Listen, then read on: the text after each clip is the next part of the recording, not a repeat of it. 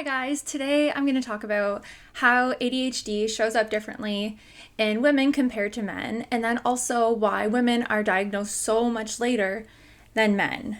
So my name is Cindy Mackey. I'm a registered occupational therapist. I work every single day with kids who are ADHD, autistic, neurodivergent in some way. I also work with adults, usually coaching them on how to set up their day, how to just get by with their neurodivergent brain. So we often work on creating systems, nervous system regulation, executive functioning strategies, so that you can live your life and be productive and do the things that are important to you, that you want to do, in ways that work with your ADHD brain, not against it. A topic that's really near and dear to my heart is ADHD in women. So I was diagnosed with ADHD when I was 27 years old. I'm now 30. And this diagnosis was such a big moment for me. For years, I had thought that there was something wrong with me, that I always wondered why I struggled so much with anxiety and with depression, even though my life was pretty good on paper. Even though, I got the university degrees, I got a good job, I had a supportive family, I still really struggled in my everyday life.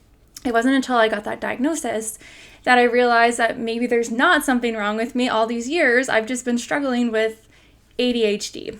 So today I'm going to talk to you about why that is. Why do women get missed when they're younger? And how could you be experiencing ADHD in a way that's a little different than men? So the first thing I want to talk about is the difference in hyperactivity.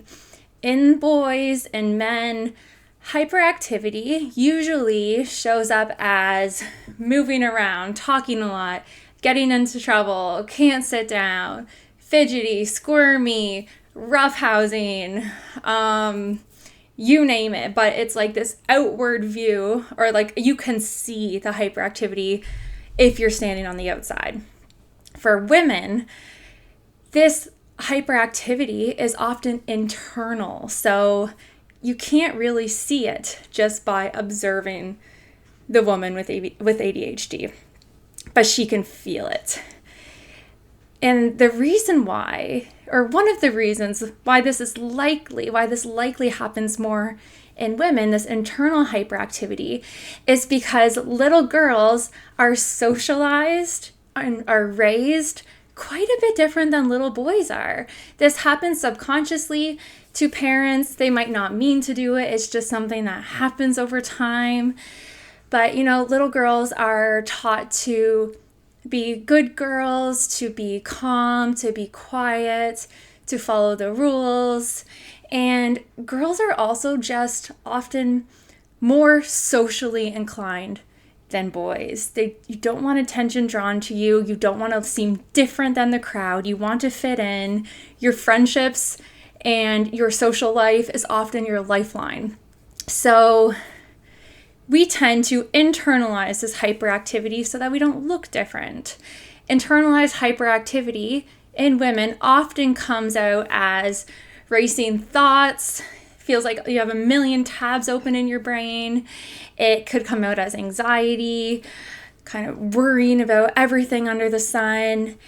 You could feel this sort of tension in your body, this hyperactivity, this tension in your body, always kind of tightened up. And so that's one of the main differences. It's internal versus external hyperactivity. Another way that ADHD shows up, my cat is walking by.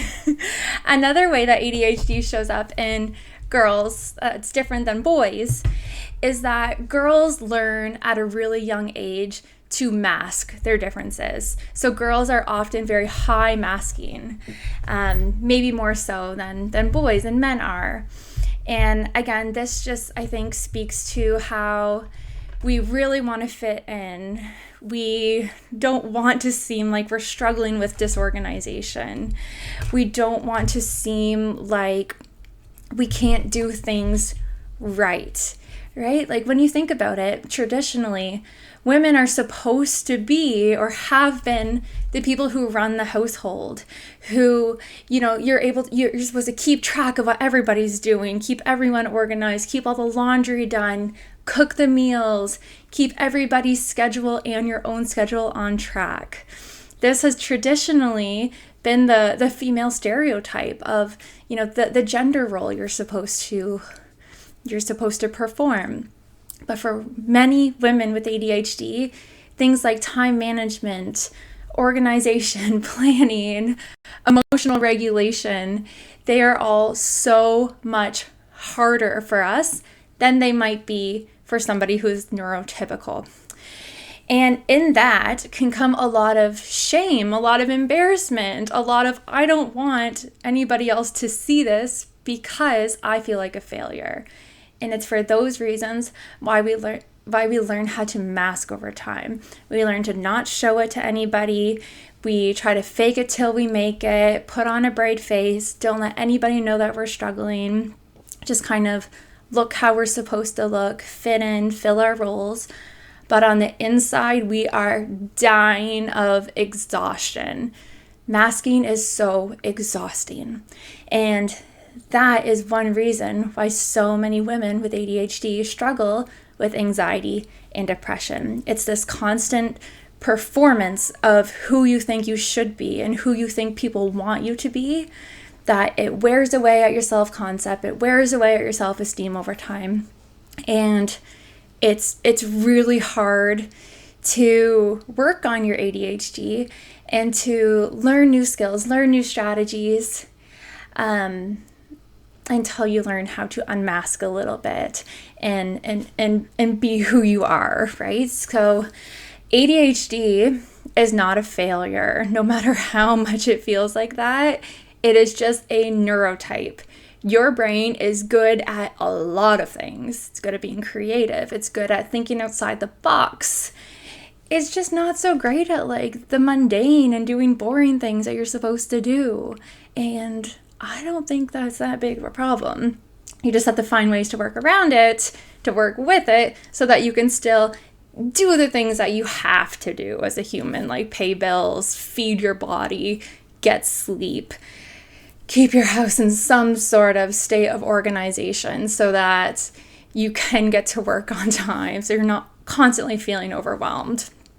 And that is exactly what I help women do. And by the way, if you want more support with regulation and helping your body and your brain actually calm down enough so that you can focus on what you're doing, I just created a free guide that has 5 really easy, fun, cool little exercises that you can do throughout your day to bring your brain back online. So you can find that in the link in the description. It's just 5 exercises. Check it out. It's really good. I love it. And so, that is basically all I have to talk to you about today. This is my first YouTube video. So if you like this, like and subscribe to my channel because there's going to be more of this coming. Okay, bye.